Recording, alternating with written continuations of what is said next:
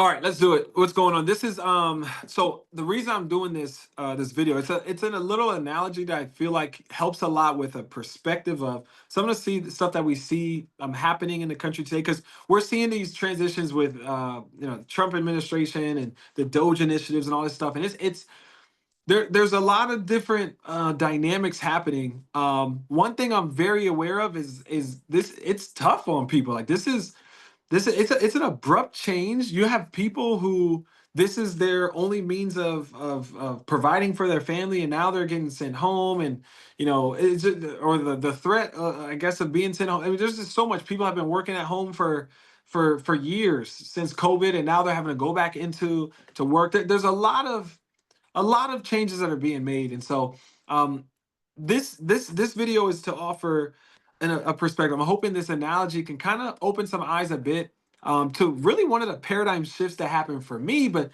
this paradigm shift happened for me when I left this country. So if you know my background, I played basketball in Brazil for 2 years. And it's not until you leave, it's not until you come back home, you get into a car that has air conditioning, that's an automatic vehicle, and you think back to, like, I was just every car that I was in when I was down there was like manual transmission, right? No air conditioning, right? Growing up, I lived a pretty normal life. My dad was in the military, Coast Guard, 30 years. Mom was human resources, and we dried our clothes with dryers, like the average person in America, right? I remember going to Brazil, and now we're hanging our clothes, right? And we're putting them up. And it wasn't until I came back home, I go to dry my clothes for the first time. I'm like, oh, this isn't normal for everyone. That paradigm shift led me to like this deep dive of really trying to understand the dynamics that are happening in the country that we live in. Because here's the thing: to be in the what I would call the financial capital, or even like innovative capital of the entire world, right? The number one country for immigration, 50 million immigrants in America, I think in like 2022.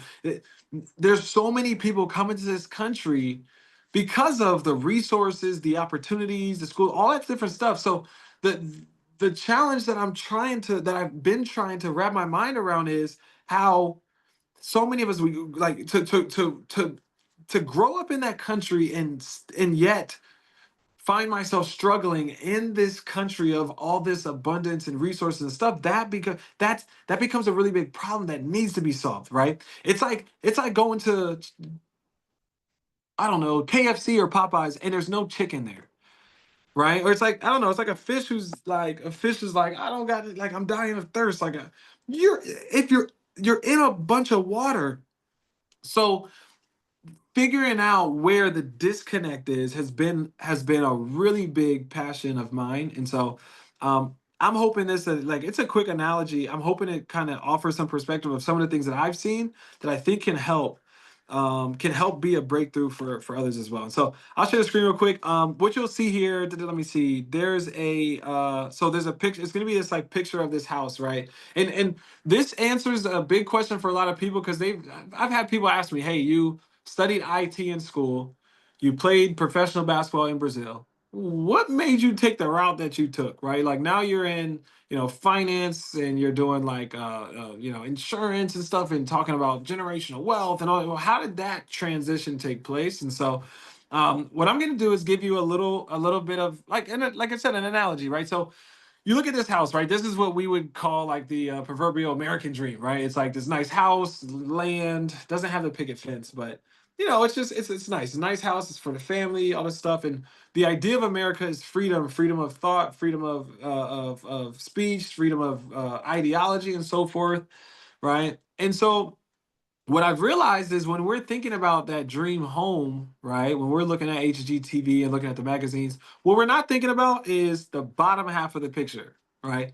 We're not thinking about what happens underground. We're not thinking about the foundation, right? We could look through, what are we looking at when we're looking up the dream home that we have? We're looking up, what's the kitchen look like? How many rooms, right? We're looking, where are we going to put the baby, right? The baby room, where's that going to be, right? You're looking at, what's the land going to look like? If we're going to have kids, are they going to be able to, play football in a backyard, like all this stuff, right?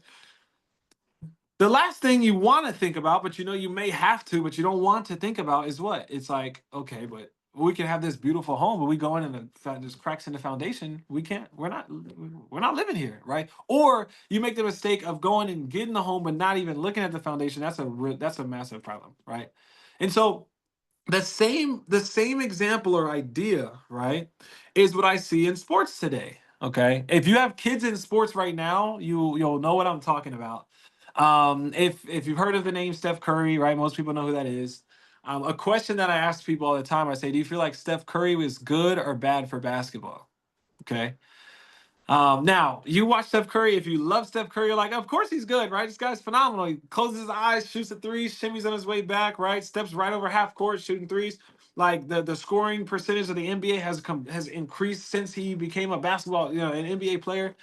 But if you have kids, you know why I'm asking this question, because most of the younger generation has fallen in love with Steph Curry for his skill set, right? They've fallen in love with the way he shoots, the way he, comes over, like I said, half court. And so what kids are doing now is they're coming past half court and they're shooting it, right? They're trying to shoot it, close their eyes, run back on defense. But what they fail to realize is the fundamentals that were required by Steph Curry to get to that level of skill set, right? What they fail to realize is like there was a foundation that laid. They don't realize that Steph Curry was shooting close up to the basket, right? Form shooting, right? Getting his footwork down. He years before the Steph Curry that we know today. Okay. I recently got married, and my wife is, she does makeup, not doesn't do makeup. She actually used to work at Ulta, and she's something that she just enjoys. And I'm like, talking to her, I'm like trying to, what is this for? What's this for? And I figured, okay, well, if I'm, maybe I'll have a daughter one day, like I may need to know about this, right? And so, what I've learned is that there's this thing called primer. Okay, and I guess the primer is what goes on underneath, right, or the foundation, and then you have like the contour blush, all that stuff. And so the idea of trying to copy Steph Curry's skills before working on the fundamentals is like a lady putting on contour and blush without primer, right? It's what we would call out of order. It just doesn't make any sense, and it doesn't work that way, right? So why is this analogy coming up? Because this is the problem that we see in our country today, even when it comes to the perspective of building wealth. Okay, in the country we live in, we have by the way, this problem doesn't happen if there is no success in your country, like massive success like we have in the US, because the US have gone years where it's been innovation, technology, and all that stuff. So what we see an example that we may want to follow. Okay, but what we don't realize is the underneath, behind the scenes of how that example was created, right? And so you have these interviews today with these young guys on YouTube. They're interviewing these wealthy people, and the wealthy people say, "Hey, yeah, I made my wealth in real estate, right?" Or, "Yes, young man, I made my wealth. I invested in Uber. I invested in Uber. It blew up and it took off. Right now, I'm a multimillionaire." Well, sometimes what's not being communicated is that there was like 50 to 100 other investments that were terrible, that flopped before that guy got with invested in Uber, right? Now, he could have got lucky. This could have been his first investment, blew up. Cool, became a multimillionaire. But here's the thing, that kind of sounds like playing the lottery if I'm going to go that route, right? Like I don't want my entire life's legacy, let's just say for example, to be dependent on luck of Uber taking off, right? Because the challenge is that example, that guy, he became wealthy because of Uber. His success was fully dependent on Uber. So if Uber flops, he flops, right? So this is really, even when we see some of the changes happening in our country today, what I decided, I don't want to build a life where I'm fully dependent on Uber or the government to do their part. Like, yes, the government has, there's two in a relationship, there's two people that need to be held accountable. It's you and the other party, right? So we live in a country where there's government and then there's what's the word? There's the citizens of America, right? Both groups have to take accountability. So when I see what's happening in the government, I'm like, that's a problem. These changes are happening very abruptly. Like when you look at true leadership, leadership says what? Leadership says that you communicate effectively, that you move understanding who's following, right? So that's a massive problem. At the same time, the changes that are being made are affecting the people who depend on the government the most. So if I've been working for the government and I depend on the resources or the what's the thing called the benefits and the pensions and so forth from that, if I'm dependent on that, it affects me more, right? And so there's two parties here working, supposed to be working together, but it should say, hey, the government's got to do their part, and I also have to do my part to not depend on them, because if they mess up, I also need to make sure my family foundation is set as well, right? And so when we look at building wealth, what I've realized is there's a lot of different ways to do it. I had somebody that asked me early on, they said, hey, everything that has any monetary value in this country, it's all protected by one thing. What is it? Right. And so I started thinking about, okay, what are things that have monetary value, right? Things that have monetary value are things that are valuable enough for me to pay for. That's it.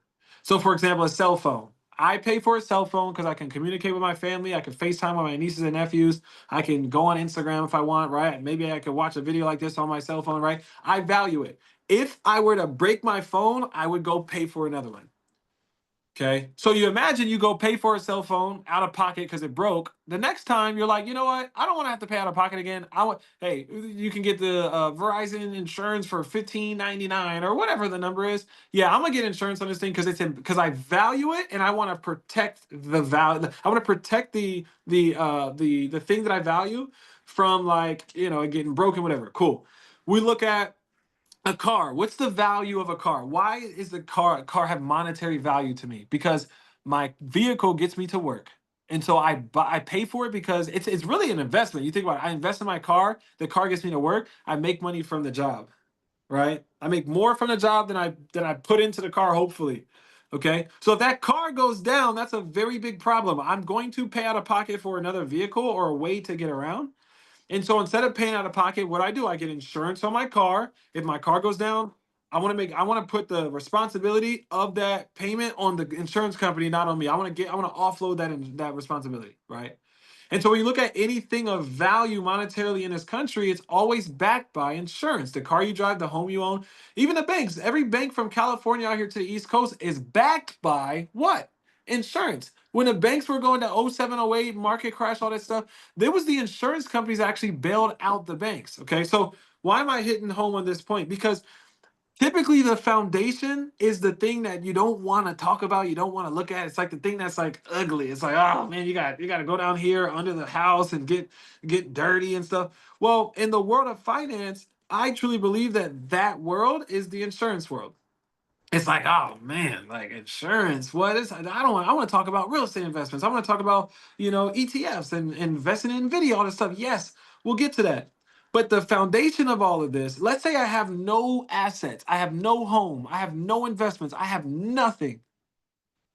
How do I guarantee that even if I flop, even if all my investments flop, even if everything that whether I don't work at all, I just become lazy and I just never work, or I work and everything falls apart, how can I guarantee that my family will be set up for a better future than I was? The most simple way to do so is not by being a real estate mogul or being like some, business tycoon like Elon Musk. No, no. It's through the most basic signature that you can make in your life through an insurance policy, because you can guarantee that your kids are going to have $1 million set aside. Worst case. Okay. That's now, like I said, that's worst case scenario. Me, I don't even have any kids yet. But one thing, for those that don't have kids, you think, okay, well, what about for my parents? Maybe you're someone who says you want to retire your parents in the future, or you have grandparents that when they get sick, you want to make sure they're taken care of, right? Well, guess what? If something were to happen to you, you will never replace who you are as a person. Cannot replace the essence of you, your spirit, just your personality, who you are to your family. You'll never be able to replace. But guess what? The monetary value that you add to your family, that's where something like insurance comes in, because you guarantee that they're taken care of even if you're not here, right?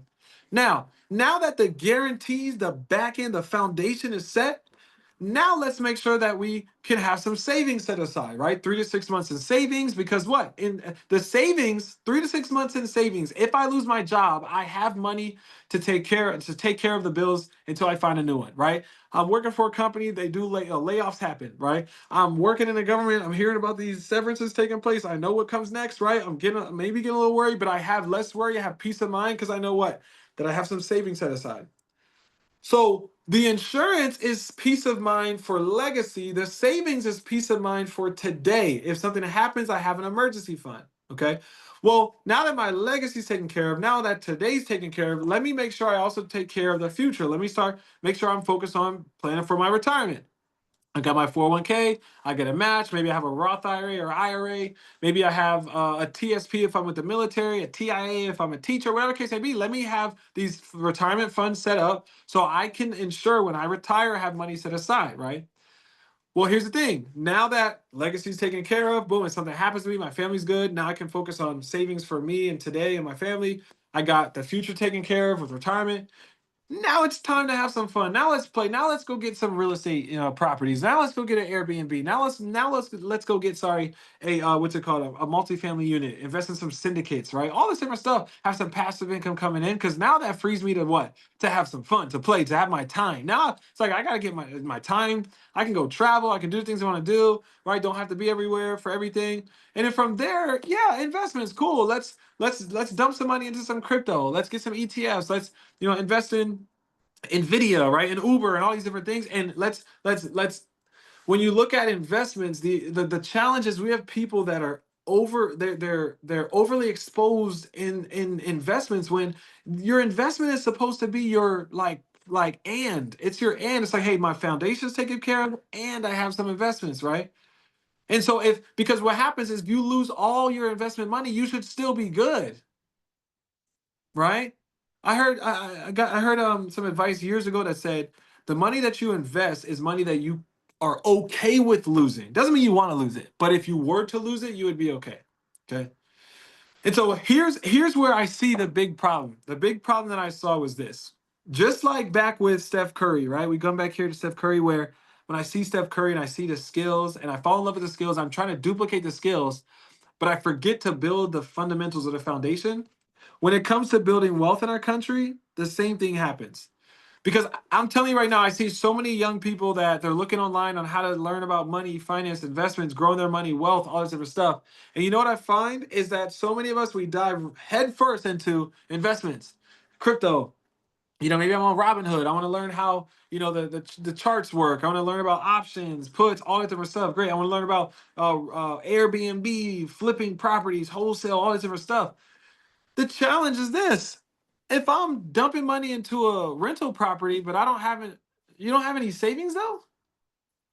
Hey man, I just invested in Uber stock. Got it. How much savings do you have set aside? I got 1 month of savings. What are we doing? Hey man, I just got this new stock that you gotta look at. Okay, I got it. Do you have life insurance? No. Okay, so if something happens to you, like what happens with your kids? Oh, nothing's gonna happen to me, man. I'm good. Like, give me like 6 months. They're gonna be. Oh, but what about? Does that make sense? And so what happens is when we get out of order, that's when everything falls apart. That's when things become chaotic in our lives. It's because the challenge is when I'm dependent on the external forces that are happening around me, my life becomes extremely chaotic. Worry, anxiety, all this stuff starts to kick in because I'm not in order with myself, right? And so another thing I heard recently, it was oh, you can either live inside out or outside in. A lot of us unfortunately are living outside in. Our external world dictates our peace or anxiety. Whereas if we were to live in order, if we were to take care of, my brother has 4 kids. He always says you got to lead at home before you can lead out in the world, right? Let's take care of home. Let's take care of ourselves. Let's take care of home. Then we can take care of a community, and we can live inside out. But right here, what you see, if I'm focused on, okay, how to invest more, I gotta keep up here, boom, okay, real estate, cool. But you're not even worrying about the foundation. You become the kid that's shooting threes with their eyes closed before understanding how to shoot a layup, before even understanding footwork, for lack of a better term, right? And so this is something that I've become extremely passionate about is just teaching people like just how to get finances in order. Just order. It's not whatever ways that we want to go about it. It's all about order. And that's something that I think messes so many people up in our country because here's the thing, our country with all the problems that we do have in the United States, there's still a lot of abundance happening. I saw, if you watch the Super Bowl, I saw Kendrick and the performance that he had in. One thing I believe is this: look at the platform that he had in this country to be able to go on stage and basically say, I disagree with the decisions happening in this country, right? Hey, you chose the wrong one. I disagree with what's happening in the White House in DC. And I love that. I love the fact that he can disagree on a public stage and have a platform to do that. And so I believe that's what's so powerful about the United States of America, right? Like, it's like you meet somebody who says, you know what? I love that you disagree with me. I think that's so powerful that we have a platform where people can disagree. There's countries where Kendrick what Kendrick did would not be allowed. That's why so many people come here, because you do have the freedom to express yourself. You have the freedom of speech, you have the freedom to be able to say what you believe in. And that's powerful, right? And so I believe that this country is powerful. There's a lot of resources in this country, but it's just a matter of aligning ourselves with the right order to be able to take advantage of those resources, right? And so that's why I made the shift that I did, and I'm in the world that I'm in now, because I believe that as just human beings, we can create the life that we want for ourselves, and we have a lot of a lot of capacity. We have the ability to do a lot more. We're more powerful than we give ourselves credit for. And so I'm hoping, if nothing else, if the awareness of that I was exposed to can spark something or help somebody just see a perspective that they didn't before watching this, right? And so with that being said, yeah, hoping this brings some value. There is an event here in Maryland, in like Calverton, that we're going to be hosting February 21st. It's like it's a Doge. It's kind of basically like Doge proof, or the idea behind it is, obviously, with all the changes happening, there's not really much control. That I don't control the White House. I don't control the government. I do control how I move within the circumstances around me. So I don't ever let circumstances affect my mood and, like, my peace.